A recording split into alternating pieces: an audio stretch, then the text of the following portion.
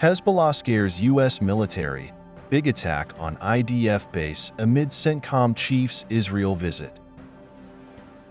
Hezbollah fired non-stop rockets to target Israeli military bases in north and central Israel on the first anniversary of October 7th on Monday.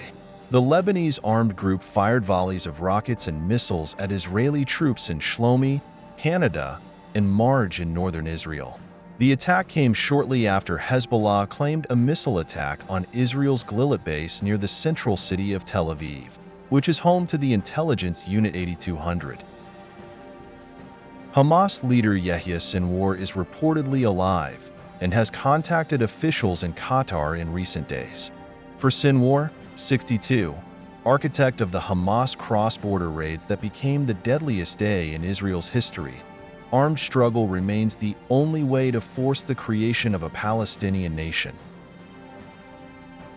The October 7th attacks, whose grim anniversary Israel observed on Monday, killed 1,200 people, mainly civilians, and captured 250 hostages, according to Israeli tallies, in the deadliest day for Jews since the Holocaust.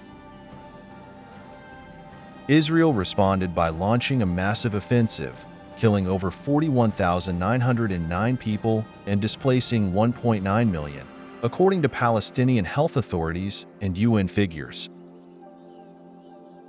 Sinwar's grip on the Hamas remains unwavering, despite some signs of dissent among Gazans. He was chosen as the Islamist movement's overall leader after his predecessor Ismail Haniyeh was killed in July by a suspected Israeli strike during a visit to Tehran. Israel has not confirmed its involvement in the strike. Operating from the shadows of a network of labyrinthine tunnels under Gaza, two Israeli sources said Sinwar and his brother, also a top commander, appear to have so far survived Israeli airstrikes, which have reportedly killed his deputy Mohammed Deif and other senior leaders. Dubbed the face of evil by Israel, Sinwar operates in secrecy, moving constantly and using trusted messengers for non-digital communication, according to 3 Hamas officials and 1 regional official. He has not been seen in public since October 7th. Over months of failed ceasefire talks, led by Qatar and Egypt, that focused on swapping prisoners for hostages, Sinwar was the sole decision-maker, 3 Hamas sources said. Iranian Foreign Minister Abbas Araghchi has advised the Zionist regime not to test the determination of the Iranian nation. Iran's government will continue to back the principles and causes of Palestine, said Araghchi on Tuesday, speaking at a meeting on Operation Al-Aqsa Storm in Tehran. Iran's Operation True Promise and Operation True Promise 2 demonstrated that any aggressive action will be met with Iran's decisive response, he added.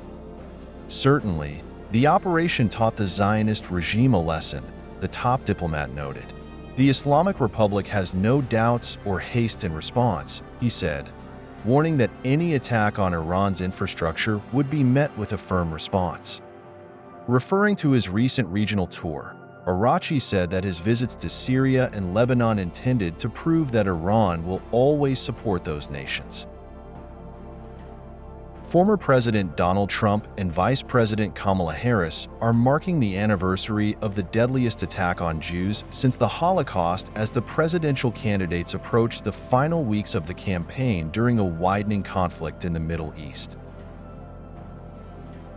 Political leaders across the spectrum were marking the killing of about 1,200 people, including 46 U.S. citizens, by Hamas-led militants in the October 7th attack last year, and the taking of about 250 hostages. A year later, about 100 people, including several Americans, remain in captivity, as U.S.-led efforts to negotiate a ceasefire and hostage release deal have sputtered out. Kindly drop your thoughts in comment box and kindly subscribe our GeoZone Media channel. Thank you.